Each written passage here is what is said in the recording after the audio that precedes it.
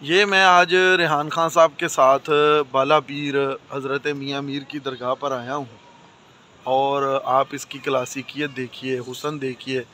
जी खान साहब, हज़रत मियाँ मीर की दरगाह में आज हम आए नहीं हैं, ये आप सच बताएं, लाए गए हैं बेशक। और आज जो दिलचस्प हाज़री हमारी हुई है, आप इसके बारे में क्या कहेंगे? हज़रत मियाँ मीर ने लंगर खिलाया, चादरें अता की और ये जोगी रंग, सूफियाना रंग अता किया, तो आप इनकी दरगाह में कैसा महसूस कर रहे हैं खान साहब? ये एक पुरकैफ मकाम है और एक खूबसूरत, हर तरफ सुकून, रूहानियत और एक कशिश है यहाँ पे। और हज़रत मियाँ मीर बाला पीर, क्या कहने इनके।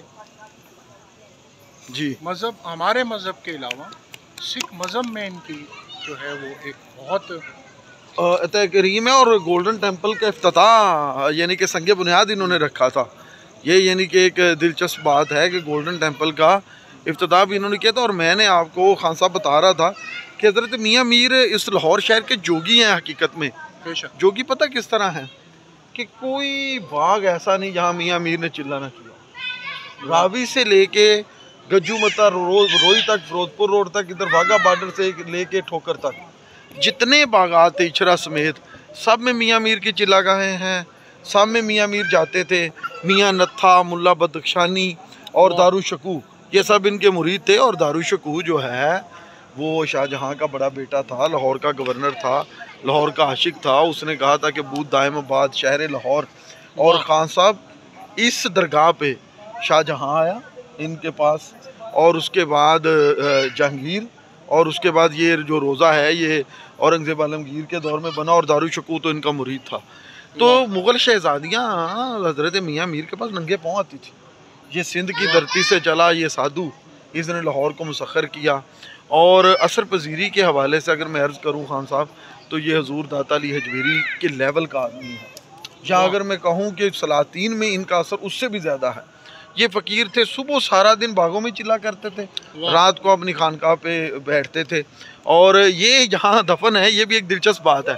इनकी वफ़ात अनारकली में हुई, बाइबल सोसाइटी के पीछे इनकी चिल्लागाह थी।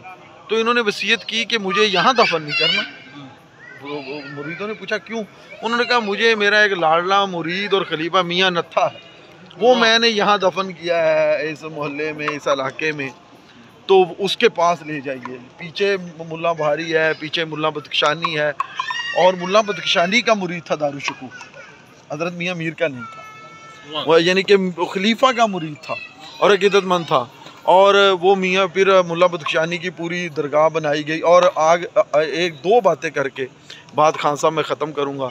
हज़रत दारू शकू ने बहुत शानदार ईंटें लाई थी, उधर शाही किला के पास रखी थी कि मैं हज़रत मियाँ मीर की दरगाह बनाऊँगा और रास्ता बनाऊँगा किले से यहाँ आने तक। वो रावी के किनारे पड़ी थी, तो दारू शकू को कत्ल कर दिया जहांगीर ने, और जहांगीर कह रहा हूँ औरंगज़ेब आलमगीर ने।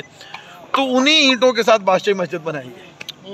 ये एक और आखिरी आपकी लताफत के लिए बहुत शानदार बात कि जब से रेल बनी है, ये रेल की पटड़ी साथ है।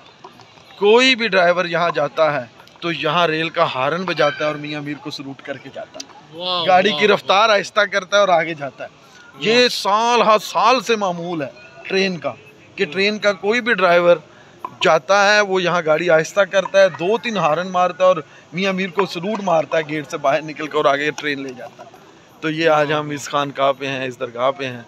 तो अल्लाह ताला हमारी हाज़िरी कबूल करे। बड़ा मज़ेदार है और मैं तो बड़ा खुश हूँ मियाँ मीर की बारगाह में आके, जहाँ मुग़ल सर झुका के चलें, यहाँ औलिया हैं और इन्होंने लाहौर पर राज किया और ये लाहौर के हकीकी बादशाह हैं। खान साहब कैसा है ये बात, ठीक है कि नहीं? बेशक बेशक, हकीकी बादशाह हैं, लाहौर के बेताज बादशाह हैं।